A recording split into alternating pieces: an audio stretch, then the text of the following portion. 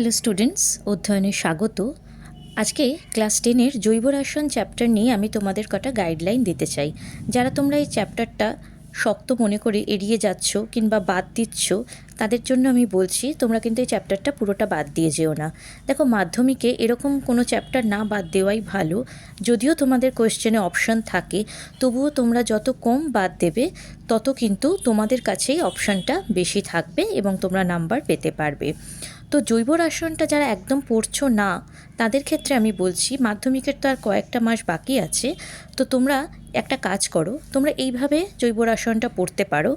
প্রথমে দেখো, তোমরা কিছু সংজ্ঞা যেগুলো ইম্পর্টেন্ট সেগুলো আগে মুখস্থ করে নাও।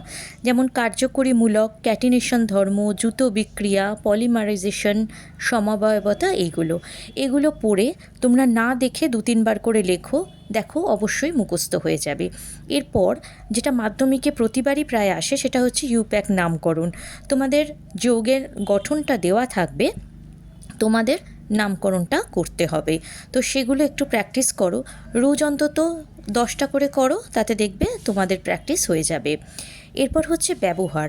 আমি বলবো তোমরা প্রত্যেকটা যেগুলো এখানে ব্যবহার লিখে দেওয়া আছে অন্তত 3টে করে মনে রাখার চেষ্টা করো। হয়তো তোমাদের 2টো লিখতে দেওয়া হবে, কিন্তু 3টে করা থাকলে তোমাদের অপশানটা তোমরা বেশি পাবে।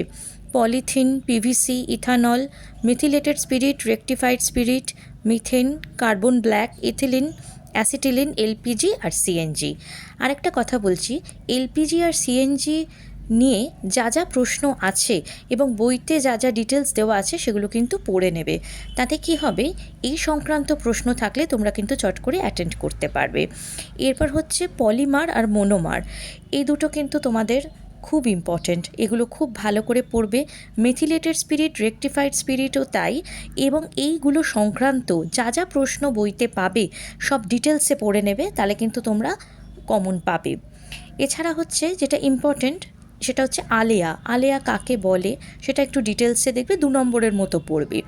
জৈব অজৈব যৌগের পার্থক্য, এটা তোমরা মোটামুটি 3টে মুখস্থ করে রাখবে, দেখবে কমন পাবে।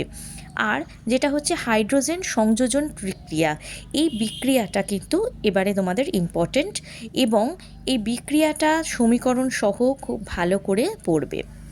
দেখো, যারা এই চ্যাপ্টারটা একদম বাদ দিতে চাইছো, আমি তাদের জন্যই স্পেশালি বলছি, তোমরা কিন্তু আমার এই গাইডলাইনটা ফলো করলে কিছু প্রশ্ন হলেও এই চ্যাপ্টার থেকে অ্যাটেন্ড করতে পারবে। মাধ্যমিকে কিন্তু একটা চ্যাপ্টার পুরো বাদ দিয়ে দেওয়া কিন্তু বোকামি হয়। কেন, মাধ্যমিকে অপশান থাকলেও তোমরা যদি বেশি চ্যাপ্টার পড়ো তাহলে কিন্তু তোমাদের পক্ষে সেটা সুবিধে হবে। ভালো লাগলে চ্যানেলটা সাবস্ক্রাইব করো। Thank you.